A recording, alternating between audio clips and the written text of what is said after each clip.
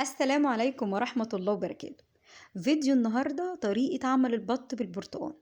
لو لسه ما جربتيش البط بالبرتقال لازم تجربيه، بجد تحفة وحاجة كده تشرف في العزومات، وتغيير كمان عن الطريقة التقليدية. بصوا شايفينها كده جميلة ازاي؟ طريقة سهلة جدا وحلوة قوي قوي قوي. الأول كده نصلي على الحبيب. اللهم صل وسلم وبارك على سيدنا محمد وعلى آله وصحبه أجمعين. نسمي الله كده ونشوف الطريقة عملناها ازاي. معايا كده بصلاية متوسطة مبشورة، حطينا عليها نص معلقة من الملح، وهنقلبها كويس ونسيبها كده في المصفى، ونسيبها على جنب لحد ما تنزل المية بتاعتها. بعد كده معايا الحاجة الأساسية في الوصفة بتاعتي، البرتقان. جبت برتقانة غسلتها وبعد كده بشرت القشر بتاعها، طلع معايا معلقة كبيرة، وبعد كده عصرتها، يعني طلعت زي ما انتوا شايفين حوالي كوباية عصير برتقان. طب انا لو ما عنديش برتقان فريش، احنا كنا مفرزين مع بعض برتقان، كنت مقطعاه حلقات وحطاه في اكياس، هناخد كام شريحة ونضربها في الخلاط، بقى عندنا عصير البرتقان. وبشر البرتقان احنا كمان كنا حاطينه في برطمان عندنا في الفريزر، هناخد منه معلقة. بس بدل ما عندي برتقان فريش انا هستخدمه. دلوقتي كده انا صفيت البصل وحطيت المية بتاعته مع عصير البرتقان ومع البشر بتاع البرتقانة. خلاص، وهنحط التفل كده بتاع البصل على جنب هنستخدمه. ودلوقتي هنبتدي ان احنا نحط البهارات. أول حاجة كده معايا معلقة صغيرة مليانة من البابريكا المدخنة، ومعلقة صغيرة مليانة من بهارات الفراخ. ما عندكيش بهارات فراخ نقدر نحط السبع بهارات، بس احنا عايزين بهارات يكون الريحة بتاعتها نفاذة وقوية.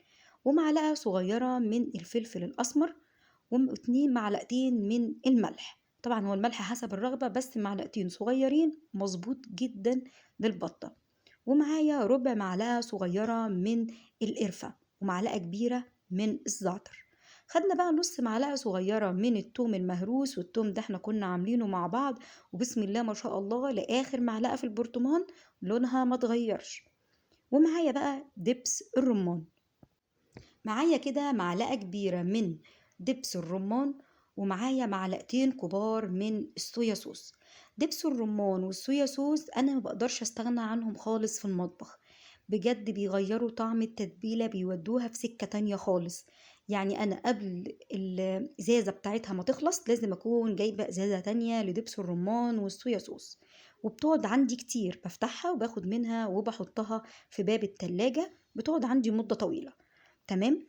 دلوقتي احنا خدنا معلقة من دبس الرمان ومعلقتين من الصويا صوص، لو ما عندكيش هتاخدي معلقة كبيرة من العسل الأسود.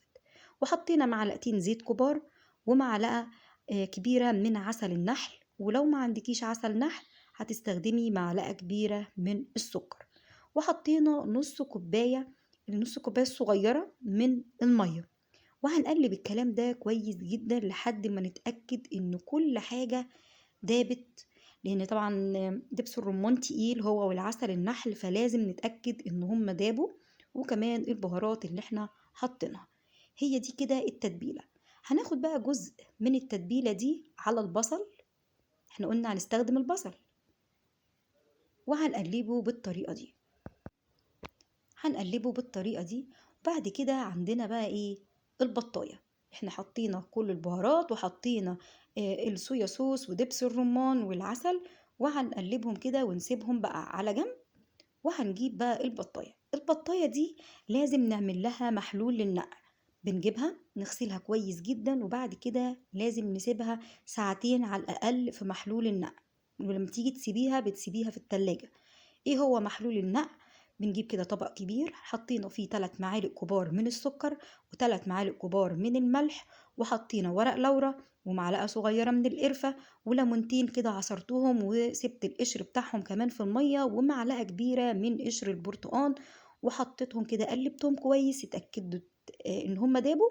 بنزل البطة، وبعد كده بغطيها واسيبها في التلاجة لمدة ساعتين، ومن وقت للتاني بنبتدي ان احنا نقلبها.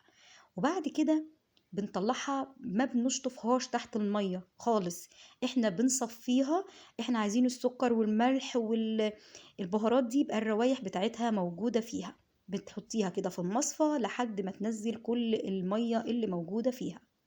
الأول انت بتكوني غسلاها كويس جدا، لكن بتصفيها من محلول النقع وبنبتدي نشتغل فيها. حطينا بقى البصل، دعكناه كويس جدا من جوه كويس قوي، وبعد كده حطينا الكبدة والقنصة والقلب، قلبناهم كمان في البصلة دي وهنحشي بيهم البطة. ولازم تدعكي كويس قوي من جوه علشان لحمة البطة تبقى شاربة من التتبيلة. وبأكد تاني ما بنغسلهاش من محلول النقع، بنصفيها بس. معايا بقى برتقانية تانية كده غسلتها وابتديت ان انا افتحها كده بالسكينة وحاسبها كده جوه البطة. طول ما البطة ما هي ما بتستوى، كل ما السوائل اللي جوه البرتقانة دي بتطلع بتخلي الطعم حلو. ولو عندك البرتقان ما عندكيش عادي، مفيش اي مشكلة. الجوانح بقى كده نلفها كده عشان يبقى شكلها حلو.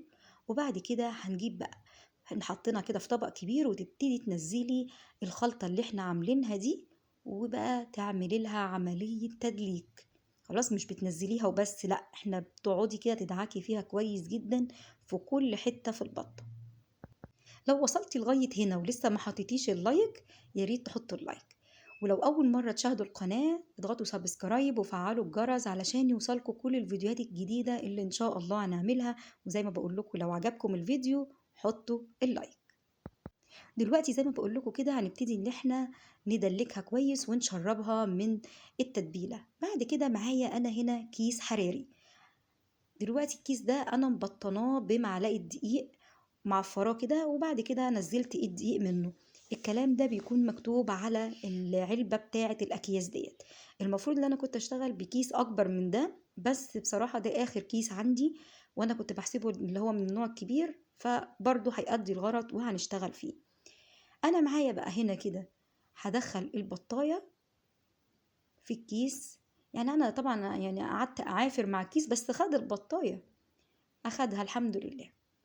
بس لو كيس كان اكبر كان هيبقى مريحني. انا بقى معايا هنا بقى ايه، الكوسه دي اللي انا كنت شايلاها معاكم، بس كل واحده طالعه بوحدتها ازاي، مش لازقه في بعض والكلام ده كله.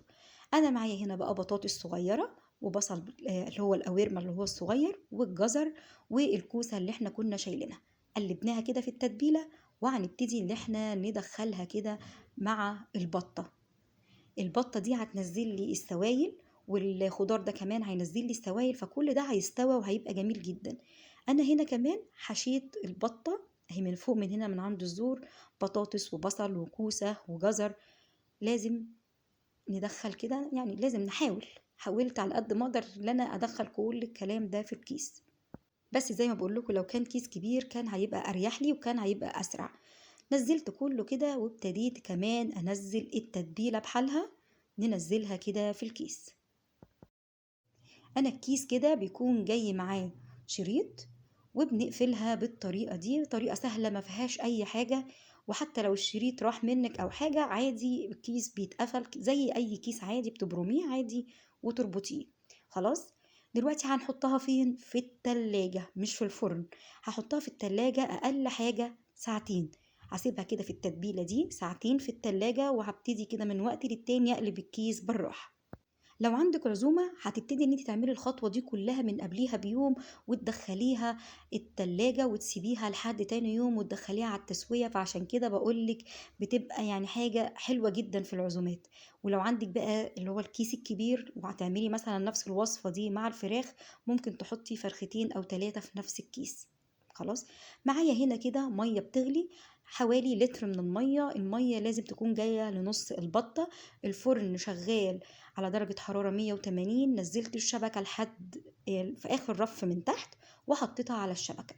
أنا فتحت فتحات بالمقص، بفتح كده عند الورك وعند الصدر علشان أعرف استوت ولا لأ. بدخل السكينة اللي احنا كنا مفتحين بيها البطة اللي هي الصغيرة دي، وأتأكد إن هي استوت ولا لأ. طب هي بتاخد قد إيه؟ كل كيلو للبط بياخد ساعة. تمام. فانت شوفي البطة اللي عندك كام كيلو، بس من وقت للتاني اللي انتي بتشوفيه لو هي لسه عايزه سوا. انا كانت هي خلاص استوت.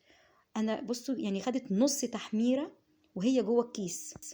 انا لو كنت سبتها كمان لسه جوه الكيس كانت هتاخد تحميره كامله جوه الكيس، بس بصراحه كنا خلاص مستعجلين، فطلعتها كده من الكيس بكل سهولة، وده كل ده الصوص اللي نازل منها.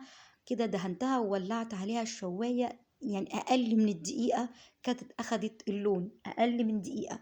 يعني أنا لو كنت سبتها في الكيس زي ما بقول لكم كانت هتاخد لون كويس جدا جوه الكيس. المية اللي أنا حطيتها حواليها لو هي لسه ما استوتش وانت شايفة ان هي محتاجة مية هتحطي لها مية تاني، بس هي محتاجتش. انا حطيت اللتر يا دوبك كفاية على قد مدة التسوية بتاعتها.